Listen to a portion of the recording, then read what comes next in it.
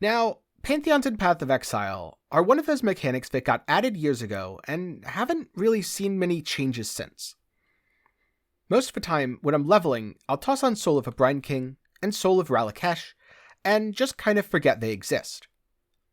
Which is probably a mistake on my part. But at the same time, it's yet another system that, while it does do things, will often do things that are solved in better ways elsewhere.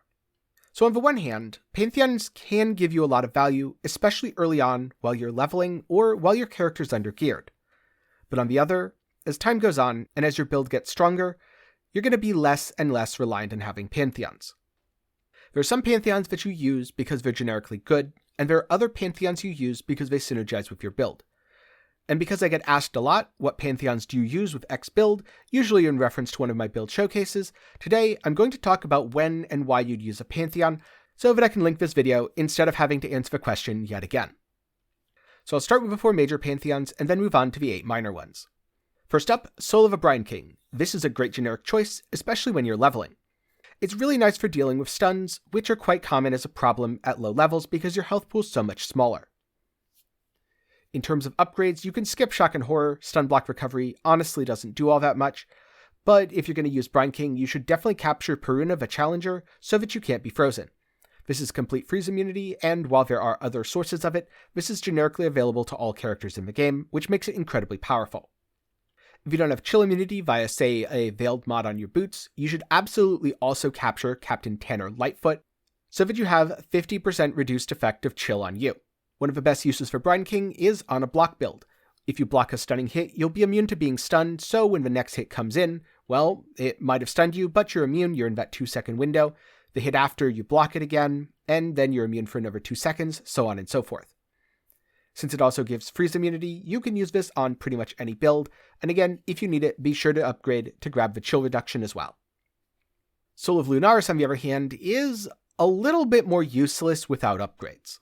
Sure, it's nice to have additional physical damage reduction and move speed, but this uses the notorious nearby wording, which means enemies that are far closer than you would expect. Usually close enough that it's too close for comfort. However, this Pantheon is still very powerful. 10% chance to avoid projectiles is RNG, but it is a chance to completely avoid damage, so if you're using the Pantheon, you should take it. And Herald of Thunder is not in fact an aura on you, at least in this case, but does give reduced elemental damage taken if you have been hit recently, which means it's going to be pretty good while mapping.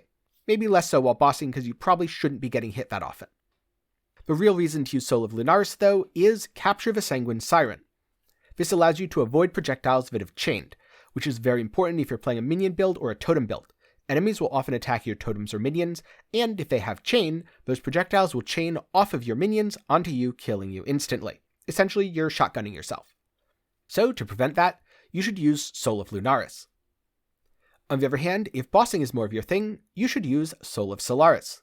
Soul of Solaris gives 6% additional physical damage reduction while there's only one nearby enemy, and it's a lot easier to get close and personal with a boss than it would be with a large group of enemies. 20% chance to take 50% less area damage from hits is RNG and you shouldn't rely on it, but if you make a mistake, it can definitely save your life. Most of the upgrades are a little bit situational from here, so default Solaris is very good, and putting too much time into upgrading isn't all that useful. But at the end of the day, it's not that onerous to do, so you might as well if you're going to be using it a lot.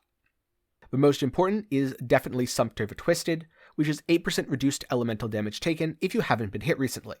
On bosses, you generally shouldn't be hit too often unless your build is made to just tank everything. The Vision of Justice essentially gives you crit immunity if you've been crit. Ideally, you want crit immunity without having to be crit, but this might save you from a 1-2 punch where you get crit, and because the enemy has extra crits or is near a diamond shrine, you immediately get crit again and die. I definitely wouldn't count on it, but you might as well use it if you're here. And then finally, a chance to avoid ailments from critical strikes. If you're taking ailments in the first place, that's a problem, so I would just avoid the ailments to begin with. And finally, Soul of Arakaali, a major god that gives 10% reduced damage taken over time. The main use of Arakaali is if you're specifically trying to boost your chaos res and you're specifically targeting something like poison. Capturing Queen of a Great Tangle means debuffs on you expire 20% faster. This includes poison and bleed. Arachnoxia, while being very nerfed from its original form, is a boost to life and energy shield recovery after you've stopped taking damage over time, i.e. the poison and bleed, and if you capture Murgath Bogsong, it'll give you 40% chaos res against damage over time. Many sources of chaos damage that the player takes are over time, so this is a very effective defense, especially against poison damage, but incidentally, it also does help against bleed. Next, I'm going to talk about the minor Pantheons, but before I do, I'd like to remind you that if you've been enjoying this look at Pantheons in Path of Exile, please do leave a like on the video, and if you want to see more Path of Exile content, like some of the builds where I forget to use these Pantheons, then sub to the channel and ring the bell to be notified whenever I upload. And if there's any Pantheon that you find to be invaluable, or a feature of a Pantheon that you didn't know worked the way it did, be sure to let me know down in the comments. But now, on to the minor Pantheons, starting with Soul of Garukhan. The nice thing about Soul of Garukhan is you don't really have to mess around with upgrading it. Shock is, in a lot of ways, a silent killer in PoE. If you've ever wondered why those Screecher Bats in Delve are just so damn deadly, it's because they're very likely to shock you. Once you're shocked, you take up to 50% increased damage, which very often means you're running around as if you had uncapped resistances and you just die. Now, 60% reduced effect isn't quite immunity, but it could be enough to save your life.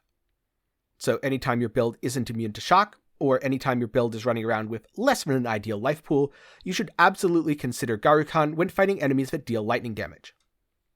Next up, we've got Soul of Yugul. You and your minions take reduced reflected damage, 50% chance to reflect hexes, and reduced effective curses on you if you capture Piety the Empyrean.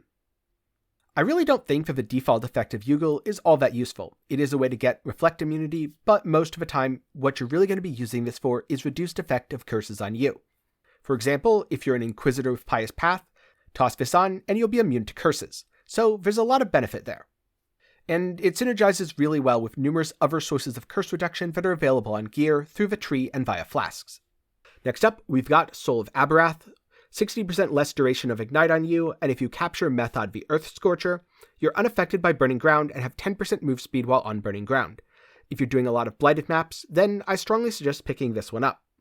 Less duration of Ignite on you is quite nice, but what's really going to make a difference is unaffected by Burning Ground. There are several Burning Ground effects which are quite hard to see and incredibly deadly. They're added by Searing Exarch mobs and also by Blight mobs, so anytime you're fighting a lot of those, you should consider picking up and upgrading Soul of Abberath. Unfortunately, Soul of Tukohama is pretty bad. Physical damage reduction is nice. The problem is, you have to stand still to get it. While stationary, you gain 3% every second, meaning you have to be stationary for at least 1 second to get this, up to a maximum of 9% at 3 seconds. But if you can stand still for 3 seconds and not die, then you're probably in no real danger anyway, and Tukohama isn't doing anything for you. Regenerating life while stationary is actually pretty good if you're out of combat and just needing to recover from a bleed or your own blood rage, but isn't very practical, so definitely not worth wasting a minor Pantheon on. Next up, Soul of Gruthkul, 1% additional physical damage reduction for each hit you've taken recently, up to a maximum of 5%, and if you capture Arabic's Light's Bane, enemies that have hit you with an attack recently have 8% reduced attack speed. This is all about taking less attack hits and being a little more resistant to physical damage. Again, it's nice in theory, and there might be niche builds that benefit from it, but overall I'd probably use something else. Like, say, Soul of Ryslatha. This gives your life flask 3 charges every 3 seconds if you haven't used one of them recently. And that's probably okay, but what's really nice is the Forgotten Soldier, which is 60% increased life recovery from flasks when used on low life. I'd consider this one to be a little bit more niche, but it is somewhat useful. In most cases, I think it's the last 2 Pantheons that most players will be taking. Starting with Soul of Ralakesh, 25% reduced physical damage over time taken while moving. Pretty good for bleed. Moving while bleeding doesn't cause you to take extra damage, which is really good, because moving while bleeding causes you to take 200% more damage or triple the normal. Capturing Drek Apex Hunter is kind of pointless because if you're not immune to corrupted blood, 5 stacks are going to kill you just as efficiently as 10. So even if you're using Ralakesh to deal with normal bleeds, you should still be immune to corrupting blood via something like a Jewel Corruption or a Mastery. And then finally, Soul of Shakari. 50% less duration of poisons on you, and you cannot be poisoned while there are at least 3 poisons on you. In addition, you can add the Restless Shade for 5% reduced chaos damage taken, and 25% reduced chaos damage over time taken while on Caustic Ground, but the Restless Shade doesn't add all that much in the end. Because you don't really want to be standing on Caustic Ground, I guess maybe if you're saying like a Caustic Arrow build and it's your own Caustic Ground. So if poisons are a problem and you're low on Chaos Res, you can combine Soul of Shakari and Soul of Arakaali to make yourself surprisingly tanky against chaos damage over time, and poison in particular. It'll have 50% less duration and expire 20% faster, meaning that you won't take damage for as long, you'll get some recovery after it falls off, you can't continually be poisoned with more and more, and you'll have that extra resistance. So the next time you're skimping on Chaos Res, definitely consider that combo. But that brings me to the end of my guide to Pantheons in Path of Exile. The next time you're wondering what Pantheon should I use for this build, or what Pantheon should I use in this situation, hopefully you can refer back to this video and it'll answer your question. Though I am a little curious, until you saw this video, how many of you forgot that Pantheons existed, or how many of you have caught yourself with a character that's above level 90 having completely forgotten to set a Pantheon? Let me know down in the comments. Thank you for watching. If you have any questions, be sure to put them down in the comments below, or join the Discord, where you can ask questions, get build help, and hang out with the community. A special thanks to my patrons and YouTube channel members. They're awesome, and they get to show it by having their name on screen in the credits of all my videos. So if you want to see your name here, be sure to check the link in the description.